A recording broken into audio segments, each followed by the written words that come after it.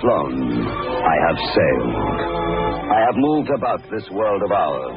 And ever in search of the finest of its kind, we bring you the tops in Spine Chillers.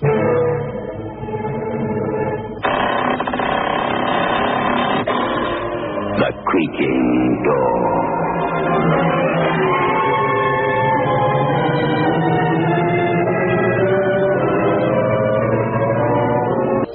Take pleasure in presenting The Creaking Door.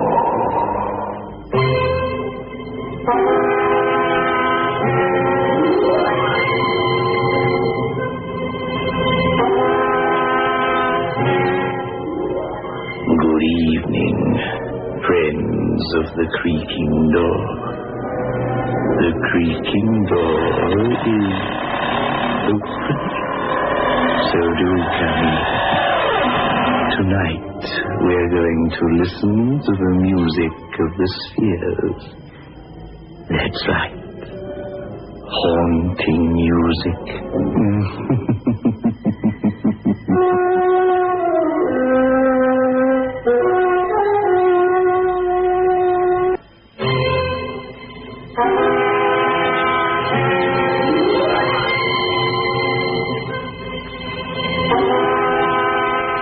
A pretty little house in a pretty little suburb. A sunny morning, and the alarm clock rings. Ho-hum, just another day. Except when you follow an unusual occupation, like that of Don Winston, cosmonaut. Let me turn that thing up. 6:30 in the morning, and a lovely, lovely day for a blast-off, honey. Donna, I'm so scared. Oh, no need to be. Like the song says, fly me to the moon. Jane, you're going to have the most famous husband in the whole world. By tonight, I'm going to be the first man on the moon. How do you like that, huh? I don't like it, Don. I'm scared. You're scared. How do you think I feel? I know you're never scared, Don. You're brave, and I'm just your wife. Can't you guess how it feels? Anything can go wrong, anything. Oh, Donna, I'm sorry if I make you ashamed of me. Kiss me, honey, come on. There we are. The first man on the moon kisses his wife. There's no danger, June, honey. Well, less than riding a streetcar. The eggheads, the scientists, they got all buttoned up. I just ride the capsule, that's all, promise. Well, anyway, I'd better get down to Cape Kennedy for the briefing, I guess.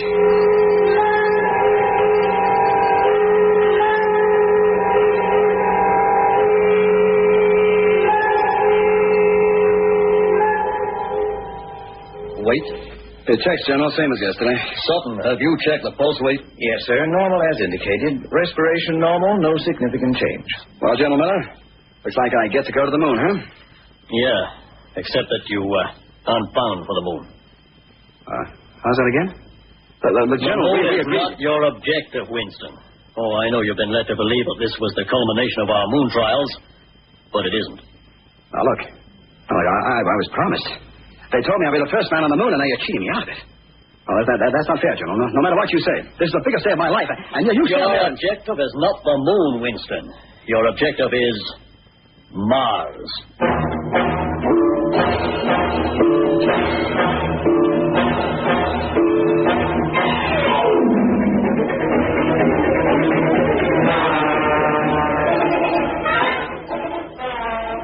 Utmost secrecy was essential, you realize that? Oh, yeah, sure, General, sure I do.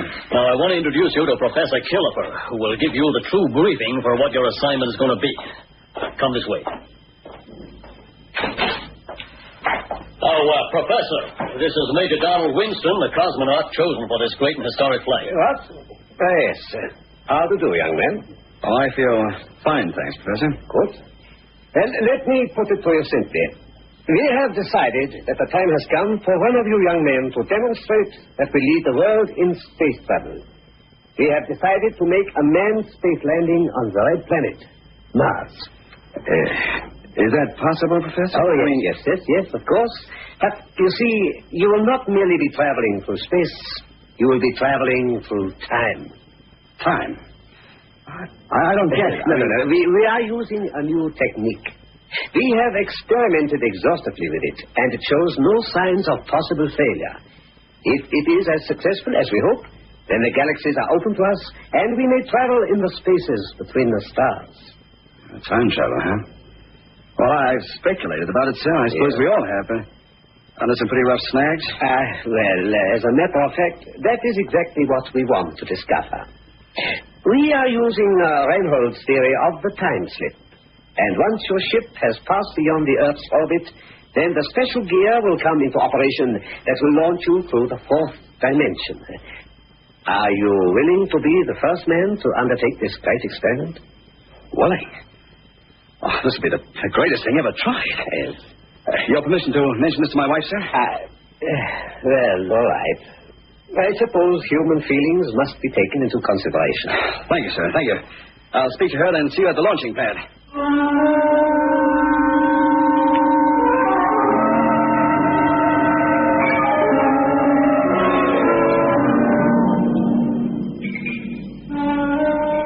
Jane, honey, I tell you it isn't dangerous. How do you know? Travel through time? Who had that crazy idea? Oh, Professor Killither. Oh, I know he looks like an old nut, but he's a great, great scientist. He wouldn't let a man run any unnecessary risk, honey. Before, I could think of you flying to the moon or the stars, but where will you be now, Don? Between the minutes and the hours, between the centuries? How can I know? Oh, Don, please tell him you refuse to go. I can't do that, Jane. It's a chance of a lifetime. I can't do that. Then I know you won't come back. Don't ever come back to me, Don. Because you've signed your own death warrant.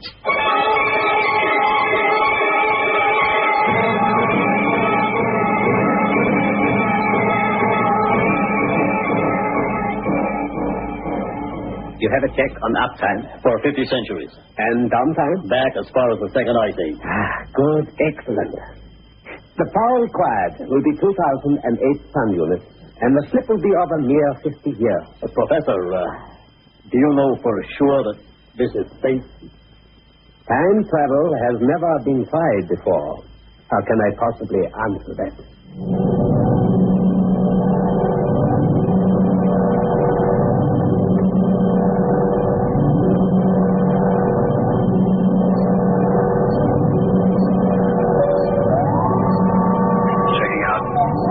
Responding as scheduled. Roger. Retro rockets control. Function appears normal, sir. Check airlines and fuel ballasting. Check. Fire instruments all normal. Are you ready for countdown? All ready. I'm handing you over to Professor Killither, who will complete this briefing. Winston? I'm receiving you, Professor. When the time slip takes place in orbit, you'll feel nothing. There will be merely a singing in your ears. You understand? I understand. Good. The countdown will start now.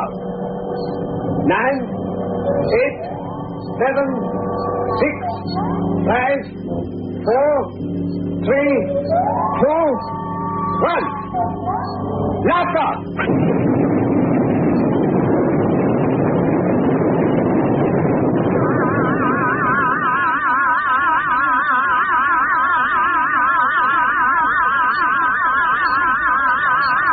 Professor, you ready with the chronocard? Yes, I am completely ready.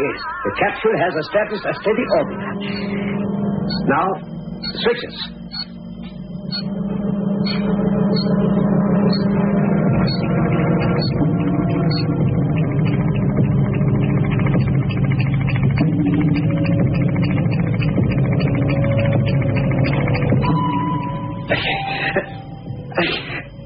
Are you receiving me, yes? Are you reading me? We are receiving you, Winston. Where? I'm in the dark. The dark? Where am I? You are passing through the dust of passing time. You are in the darkness of old time. Soon you will emerge.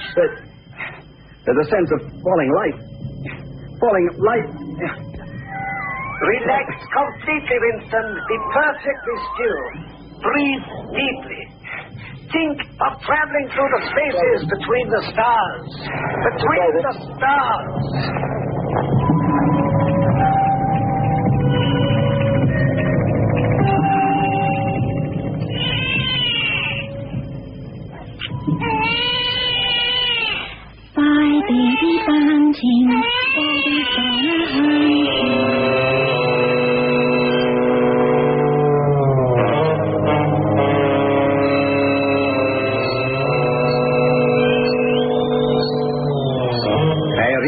light years. You check, Miller? Yeah, that checks. But there's no word from him. Even at this distance, we ought to hear the signal. No. He's moving in time. Moving in time, Killipper. Or lost in time.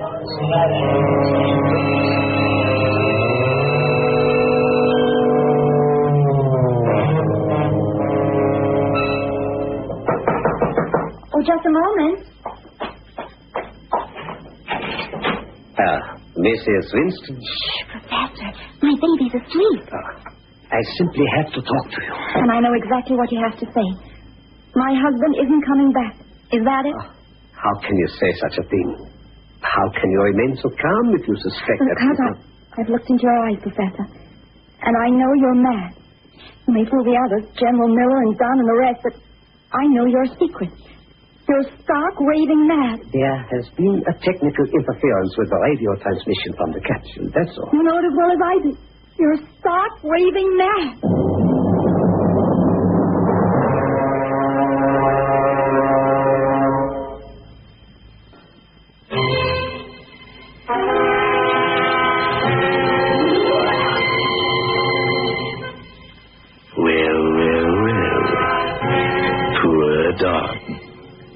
To be lost beyond the stars is serious, isn't it? But what is it like to be lost in time?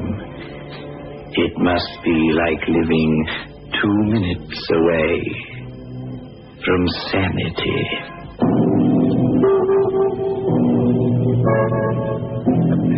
Earth? Earth, are you reading me? Earth, it's dark. It's dark. I'm moving into nowhere. Earth? Earth, you're reading me?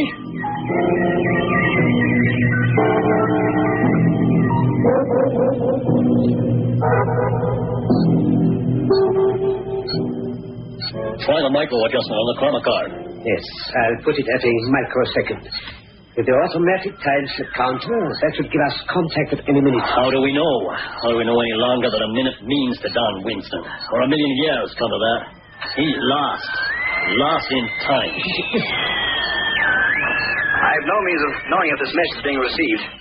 I'll ever go on broadcasting as long as it remains possible. Yeah, reading you, Winston, loud and clear. Contact reestablished, then good. Now get this. Mars, the red planet, is directly ahead of me.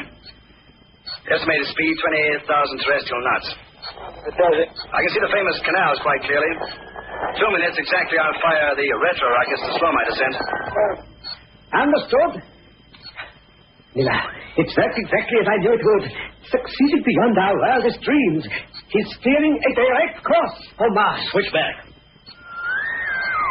I am about to fire the retro rockets.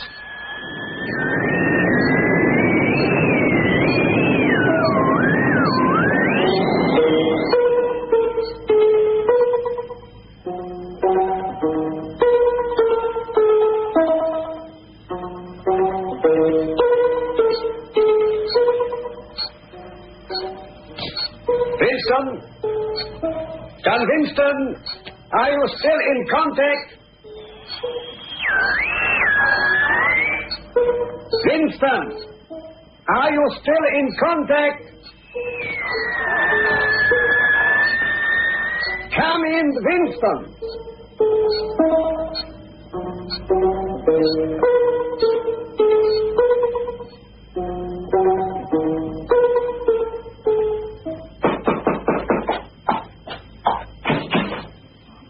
Yes, General Miller, come in. Mrs. Winston, we've established contact with your husband. He's alive and well.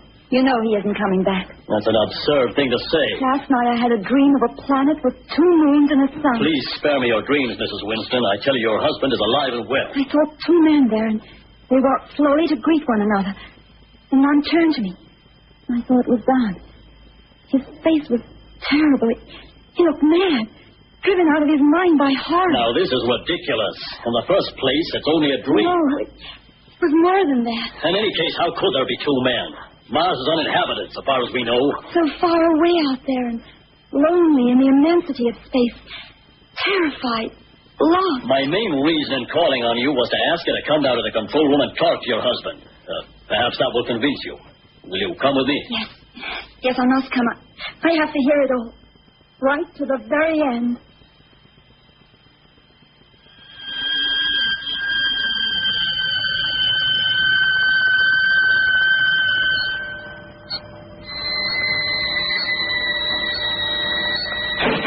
In here, Mrs. Winston. Thank you. Hello, Mrs. Winston. Please, come and sit down by me here. Have you heard anything further from Don? We lost contact on the landing, but that was to be expected. He hasn't been in touch for some 15 minutes, but there's no cause for alarm. Well, listen to the monitor speaker there, Mrs. Winston. There. That slight crackle means he's switched on his transmitter. Calling Earth. Calling Earth. You receiving me? I'm reading you, Winston. The capsule has landed safely. I am standing on the surface of the planet Mars. This is a historic moment, Winston. A journey safely made through space and time. Your wife is here, Winston. She wants to speak to you. Then I shall contact the President himself. I want to speak to June, please. Yeah, speak into the microphone. Don?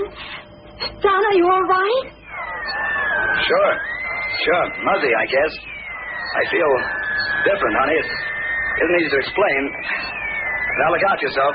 I'll be back soon, huh? Don, I need you here. Hurry back.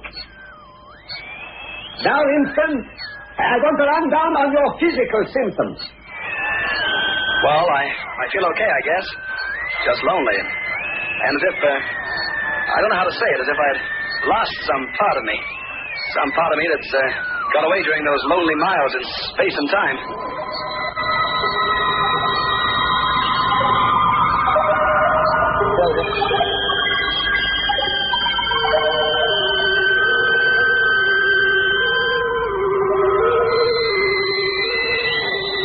I haven't any way of saying it properly. I may have changed in some way. What is the reading on the chrono cord? Well, let's see. 70,209. Vincent, check that last figure. Did you say 9? Check. 9. We read 7. Is it important? 2-second displacement. I can't understand. Although the instruments may be faulty. Never mind, Winston. Now, tell us what you see around you. Well, just this great red planet. Treeless and lifeless. Rocks everywhere. Blue rocks with lines of strata. Straw yellow as if molded by great heat. We'll need samples, Winston. I'll bring them. And Winston, there is no sign of life at all? No, none. Little hill just to my right. I'm going to climb it. I don't have a much wider view of the landscape. I'll switch off for a few moments. Over and out. It's horrible. Mrs. Winston, it's an awe-inspiring and wonderful moment. Your husband has done something no other man has ever done. This is a magnificent feat, and you should be very proud of He it. said he'd lost some part of himself. Can't you imagine it out there on that red plain? Alone? Quite alone on an alien planet, locked away behind a time barrier? I just thought of something. Einstein pointed out that if a man on a distant planet could look at Earth, he wouldn't see the day at all, but the past. He might see the Battle of Waterloo or something of the sort. Well, but Don, we aren't born yet. Mrs. Winston, you talked to him. You heard him. He's getting in contact once more. I don't understand this. Don't think I like it very much. There's something wrong about this place. Something terribly wrong.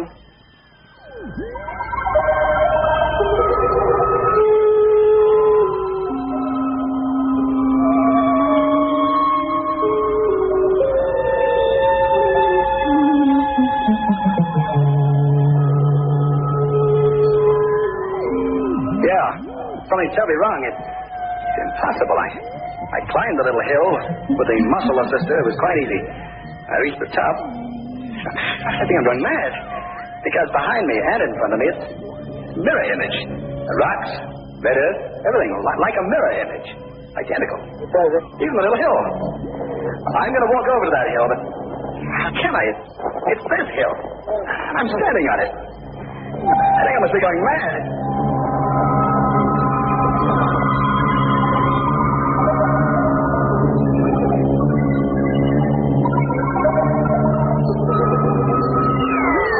Listen, he's coming in again. I walked across the landscape into the mirror. Very silent here. No birds, insects, no noise of any kind. Even my footsteps seem noiseless. There's a sense of desolation, and nothing lives here. Nothing. Sky is yellow. Landscape is double. It's double. You must keep a firm hold of yourself, Winston. It's like a nightmare. Don, come back to me. I'm lost in a nightmare. It doesn't sound much, just that the landscape is double, but I'm scared of what I may find and what I may meet up here. But, man, you just said there was no living thing to be seen or heard. I'm not scared of living things. Will it be alive? How can it be alive? Yet time has images. Time is like a great pile of pictures. Endless and... Here he comes. Walking down from that little hill over there. Be more explicit, Winston. Who is coming? A cosmonaut in a spacesuit. Tall, young. You know that's impossible, Winston. There can be no other man on that planet. Unless the Russians... No, this isn't a Russian. Someone I know quite well. Hi, Don. Hello, Don. Seems they're two of us now. We're twins, huh? I'm twins. This is the worst kind of horror. Do we both exist? Yeah, we both exist in time. Different parts of time we exist. Here we go. I am. Oh, wait. I am. Don Winston. Then who are you? Don Winston. Cosmonaut. No, you're not. You can't be. You just cut that out. Keep your head, you fool. It's possible, man.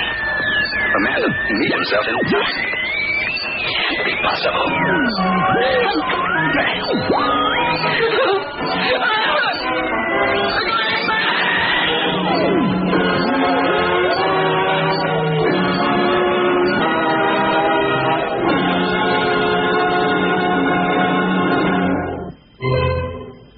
We'll never know if Don Winston ever got home.